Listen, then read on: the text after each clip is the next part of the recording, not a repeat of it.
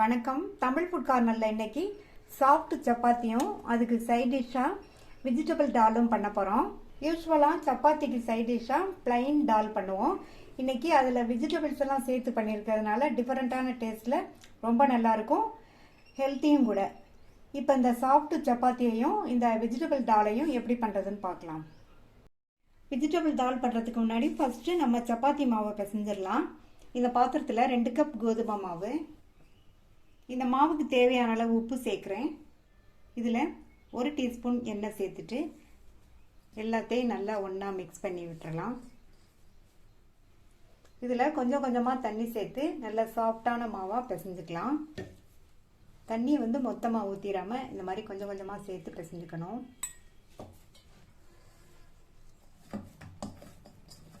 மாவு பிசைஞ்சாச்சு. மாவை இந்த மாதிரி சாஃப்டான மாவாக பிசைஞ்சுக்கோங்க. இதில் மேலே மறுபடியும் ஒரு 1/2 டீஸ்பூன் எண்ணெய் சேர்த்து நல்லா ஒரு தடவை இந்த மாதிரி பரட்டி வச்சு மூடி வச்சிடலாம். மாவு ஊறிட்டு இருக்கட்டும், நம்ம டாலை ரெடி பண்ணிடலாம். ஸ்டவ்வில் ஒரு குக்கர் போட்டிருக்கேன். 50 கிராம் பாசிப்பருப்பை கழுவிட்டு ஒரு 10 நிமிஷமாக ஊற வச்சுருக்கேன். அதை இந்த குக்கரில் சேர்த்துட்டு 3 பெரிய பூண்டை 2 கட் பண்ணி வச்சுருக்கேன், அதை சேர்த்துக்கலாம். பூண்டு சின்ன பூண்டுனா கூட 2 சேர்த்துக்கோங்க. ஒரு மீடியம் சைஸ் தக்காளி கட் பண்ணது, 1/2 கப் அளவு பொடியாக கட் பண்ண பீன்ஸ், அதே அளவுக்கு பொடியாக கட் பண்ண கேரட். இது கூட 1/4 டீஸ்பூன் மஞ்சள் தூளும் 1/2 டீஸ்பூன் உப்பும் சேர்க்குறேன். இதில் 1 கப் தண்ணி சேர்த்துட்டு நல்லா ஒரு தடவை மிக்ஸ் பண்ணி விட்டுட்டு மூடி போட்டுடலாம். ஸ்டீம் வந்ததுக்கப்புறமா வெயிட் போட்டு ஹை ஃப்ளேமில் ஒரே ஒரு விசில் மட்டும் வேக வச்சுக்கோங்க. ஸ்டீம் எல்லாம் போயிடுச்சு. பருப்பு காய் எல்லாமே நல்லா கரெக்டாக சாஃப்டாக வெந்திருக்கு.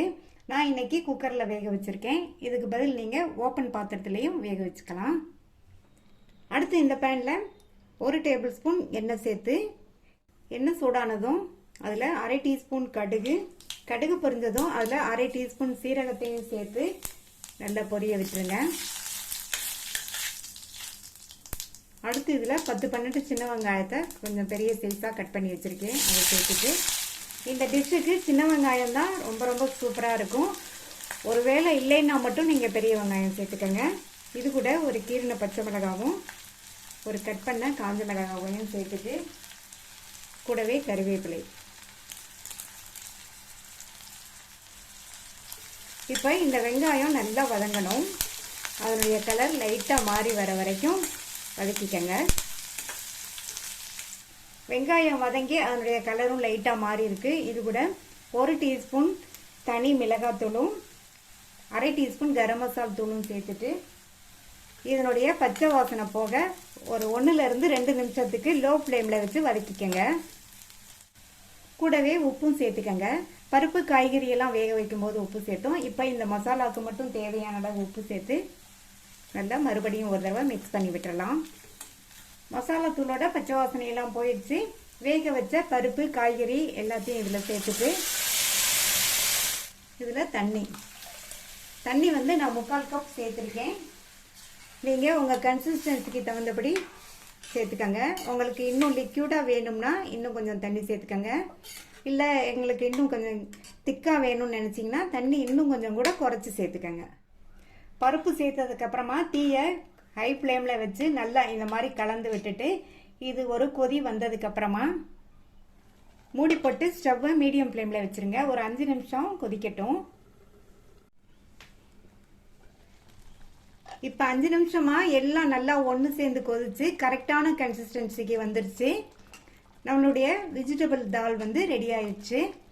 நம்ம சப்பாத்திக்கு பிளைனாக தால் மட்டும் சேர்த்து நம்ம சைட் டிஷ் பண்ணுவோம். இந்த மாதிரி வெஜிடபிள்ஸ் சேர்த்து பண்ணி பாருங்கள், ரொம்ப நல்லாயிருக்கும்.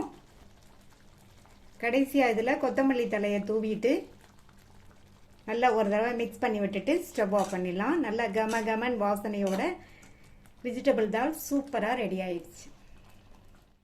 நம்ம பிசைஞ்சு வச்ச மாவும் நல்லா ஊறிடுச்சு. இதை ஒரு தடவை மறுபடியும் நல்லா பிசைஞ்சுக்கலாம். இப்போ இதை உருண்டைகளாக பிரிச்சிடலாம்.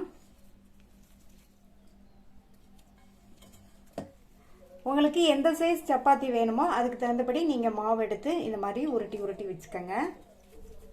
எல்லாத்தையும் உருட்டி வச்சிடலாம். எல்லாத்தையும் நல்லா பால்ஸாக உருட்டி வச்சாச்சு. அடுத்து சப்பாத்தியை தேய்ச்சிடலாம். ஒரு உருண்டை மாவு எடுத்திருக்கேன். இதை பக்கத்தில் நல்லா கோதுமை மாவில் ஒரு தடவை பிரட்டிட்டு இந்த மாதிரி சின்ன ரவுண்டாக தேய்ச்சிட்டு ஃபஸ்ட்டு இந்த அளவுக்கு மட்டும் தேய்ச்சிட்டு இதில் கொஞ்சமாக ஒரு 1/4 டீஸ்பூன் எண்ணெய் சேர்த்து இதை நல்லா இந்த மாதிரி ஸ்ப்ரெட் பண்ணி விட்டுருங்க. இந்த நடுவில் ஒரு சென்டர் பாயிண்ட் மாதிரி இந்த மாதிரி மார்க் பண்ணிவிட்டு இந்த பாயிண்டில் வந்து நம்ம மாவை இப்படி கொண்டு வந்து இந்த பாயிண்ட்டுக்கு வர்ற மாதிரி இந்த மாதிரி ஜாயின் பண்ணிடுங்க. ஜாயின் பண்ணிவிட்டு நல்லா எல்லாத்தையும் இந்த மாதிரி லைட்டாக ப்ரெஸ் பண்ணி விட்டுட்டு நம்மளுக்கு மறுபடியுமே ரவுண்ட் ஷேப் கிடச்சிருக்கு. இதை மறுபடியும் மாவில் பரட்டிட்டு மறுபடியும் இதை நல்லா ரவுண்டாக தேய்ச்சிக்கலாம். தேவைப்பட்டால் நீங்கள் மறுபடியும் லைட்டாக மாவு வேணால் தூவிக்கங்க. இந்த மாதிரி பண்ணோம்னா சப்பாத்தி வந்து சூப்பராக ரொம்ப சாஃப்டாக இருக்கும்.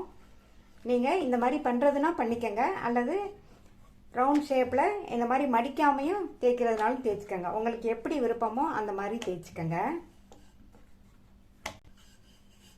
இப்போ நல்லா பெரிய ரவுண்டாக தேய்ச்சாச்சு. இந்த அளவு திக்னஸ் இருக்கிற மாதிரி தேய்ச்சிக்கங்க. இதே மாதிரி நம்ம உருட்டி வச்ச எல்லா மாவையும் சப்பாத்தியாக தேய்ச்சிக்கலாம். தோசைக்கல் போட்டு சூடாயிடுச்சு. தேய்ச்சி வச்ச சப்பாத்தியை இது மேலே வச்சுட்டு ஃபஸ்ட்டு எண்ணெய் எதுவும் சேர்க்காம பிரட்டி போட்டுட்டு அதுக்கப்புறமா எண்ணெய் விட்டுக்கலாம். ஸ்டவ் வந்து மீடியம் ஃப்ளேம்லேயே இருக்கட்டும். இப்போ மேலே எல்லாம் ட்ரை ஆகிருக்கு. இந்த ஸ்டேஜில் பிரட்டி போட்டுடலாம். இப்போ பிரட்டி போட்டதுக்கப்புறமா மேலே கொஞ்சமாக இந்த மாதிரி எண்ணெய் சேர்த்துக்கலாம். குழந்தைங்க சாப்பிட்ற மாதிரி இருந்தால் நீங்கள் நெய் கூட இந்த மாதிரி அப்ளை பண்ணிக்கோங்க. இப்போ பாருங்கள், சப்பாத்தி நல்லா ஊற்றி வருது. நம்ம இந்த மாதிரி ஃபஸ்ட்டு ஒரு தடவை தேய்ச்சி எண்ணெய் அப்ளை பண்ணி மறுபடியும் தேய்ச்சதுனால நல்லா உப்பி வருது பாருங்கள். இந்த மாதிரி இருந்ததுன்னா சப்பாத்தி வந்து சாப்பிட்றதுக்கு ரொம்ப சாஃப்டாக இருக்கும். இப்போ பிரட்டி போட்டுட்டு இந்த சைடும் எண்ணெய் அப்ளை பண்ணணும்.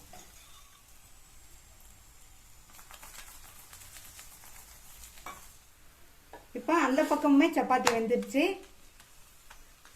எடுத்துடலாம். சாஃப்டான சப்பாத்தியும் ரெடி ஆயிடுச்சு. இதே மாதிரி தேய்ச்சி வச்ச சப்பாத்தி எல்லாத்தையும் போட்டு எடுத்துடலாம். நீங்களும் இந்த சப்பாத்தி டால் ரெண்டையும் ட்ரை பண்ணி பார்த்துட்டு உங்கள் கமெண்ட்ஸை சொல்லுங்கள். தேங்க்யூ.